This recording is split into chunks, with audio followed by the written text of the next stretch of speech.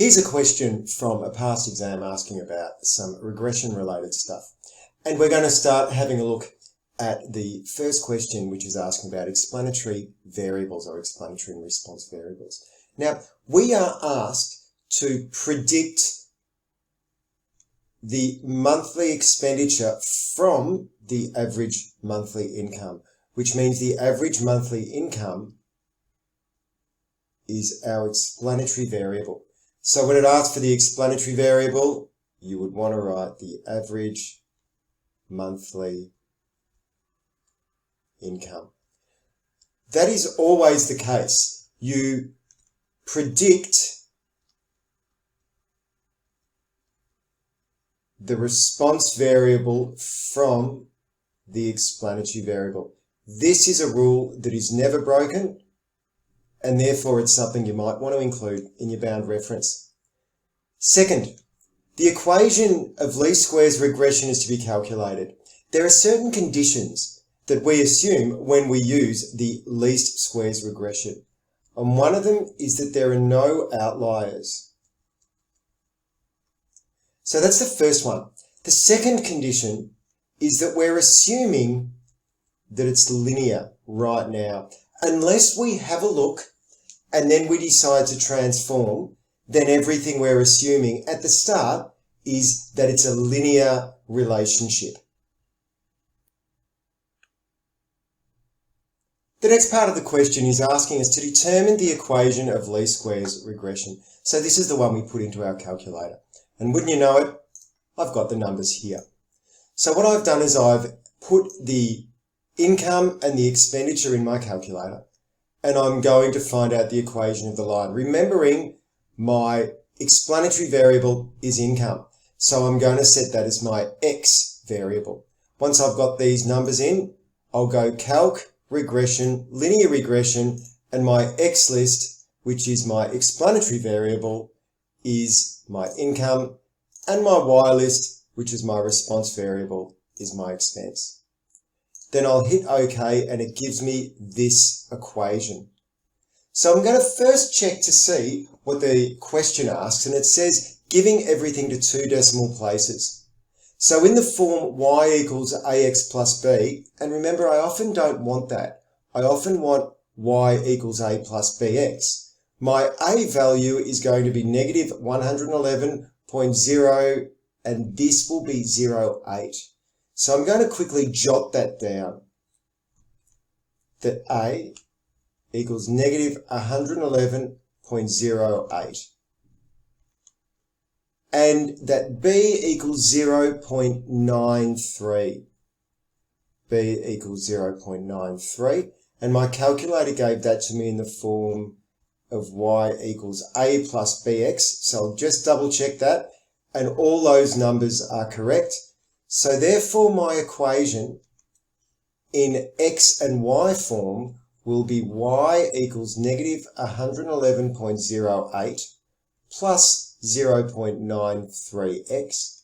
And if I need to use the terms as it says here in the equation, then I need to substitute my explanatory variable for the x and my response variable for the y.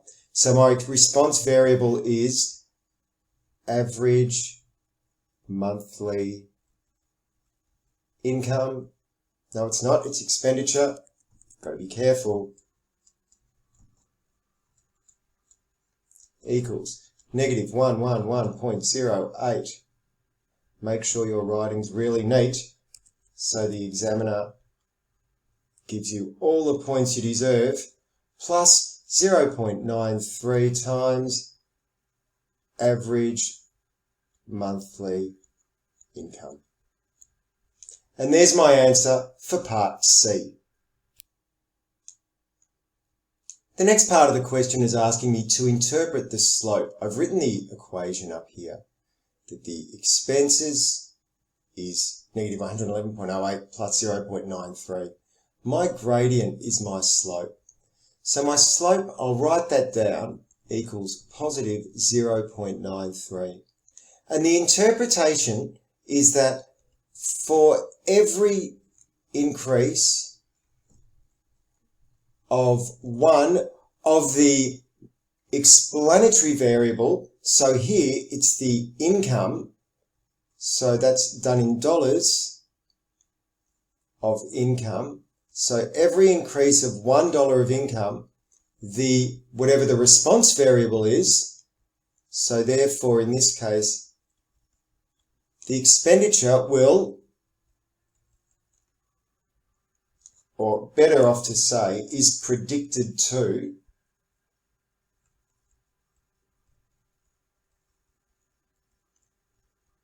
then we look at the sign, and the sign here is positive, so it's going to increase. If the sign was negative, we'd write decrease, and then by what the gradient is, and the gradient is 0.93, and it's measured in dollars.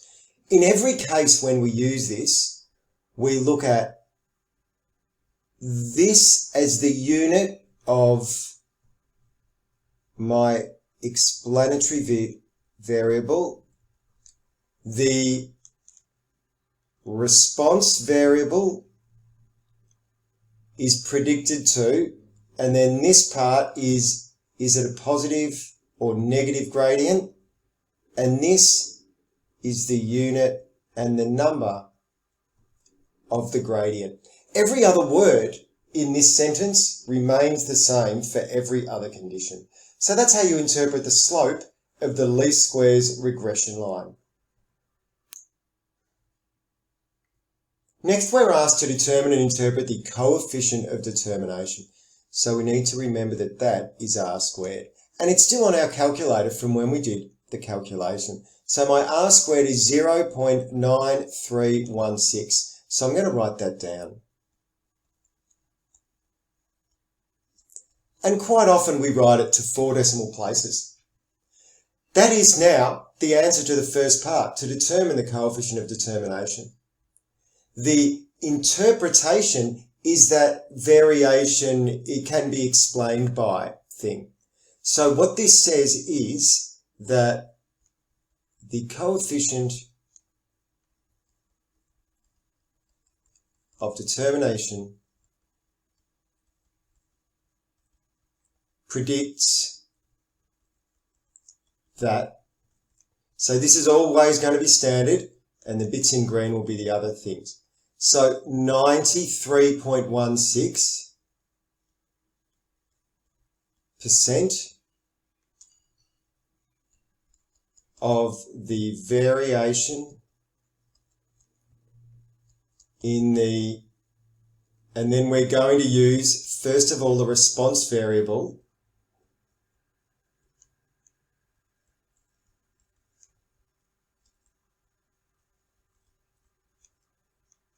Can be explained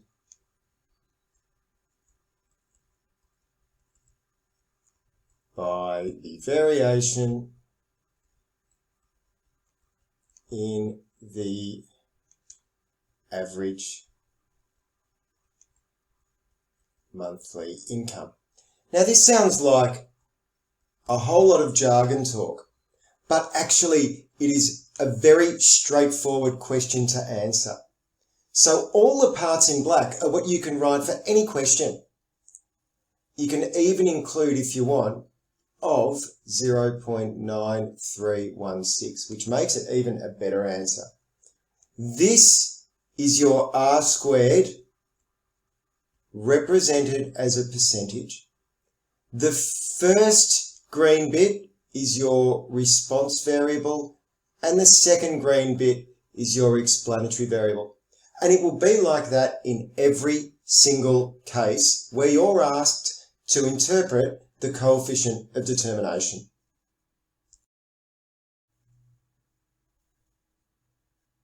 The final part of the question asks us to make a calculation to predict the average monthly expenditure if the income is $20,000. So ultimately, if X equals 20,000, Y will equal what? And we're using this equation. So we'll make a substitution in and say that my expenditure equals negative 111.08 plus 0.93 times 20,000. and we'll put that into the calculator to get an answer. So I'll jump back into main and I will put my numbers in, and you'll notice here I've got this A and S. Because I've done something previously, it's brought that answer down to the bottom. I want to make sure that's not there when I do that. There are two ways. One is to double check and make sure I don't have that negative there. The other way I can do it, I'll show you in a moment. So we've got negative 111.08 plus 0.93 times 20,000. And I get 18,488.92. So I'll write that down. 18488.92. I'm going to put the dollars sign there because it's measured in dollars, and I'm going to put a box around it to make sure the examiner knows that that's my answer, and I'll double check that that's the answer. As I said before, when you start off with a negative sign, you'll see, like here, the calculator automatically uses the previous answer and subtracts from that. If you want to make sure that that doesn't happen, you could write y equals and then type exactly what you would otherwise do in the equation, but then rather than use the execute button on the calculator, you solve for y, and that should give you exactly the same answer. So they're the two ways you can do that. And finally, the question says, the prediction made in part 1 is not likely to be reliable. So let's have a look at why this might not be reliable. And I'm going to go back to the original data on the calculator. And if I look in the menu for statistics, I can see that the highest income of all of the incomes is $12,300. But this question's asking about $20,000. Which means the number 20,000 is well outside the data that we already have. So I'm going to make a note of that. An income of 20,000 is outside the known data range. And that is called extrapolation.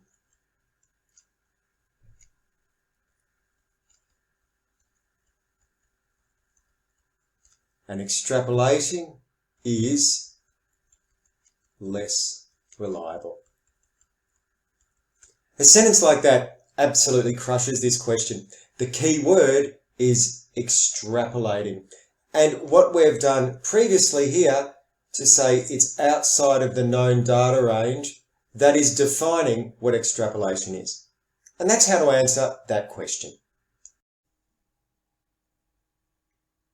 One final note when reviewing your answers for the exam is that there was a question here that had give your answer correct to the nearest $100. And look here, this isn't to the nearest $100, and therefore I wouldn't get the mark. So I would need to change this now to 18500, and that is my mark to the nearest, that is my answer to the nearest $100, and that's the one that's going to get me the mark. And the fact that I overlooked that just shows how easy it is to miss part of a question and to lose a simple mark on something that you know. So it's really important that you have coloured highlighters and maybe use one specific colour, and you'll notice quite often I use pink, to underline how the examiner wants you to present your answer, because you don't want to give them any easy marks.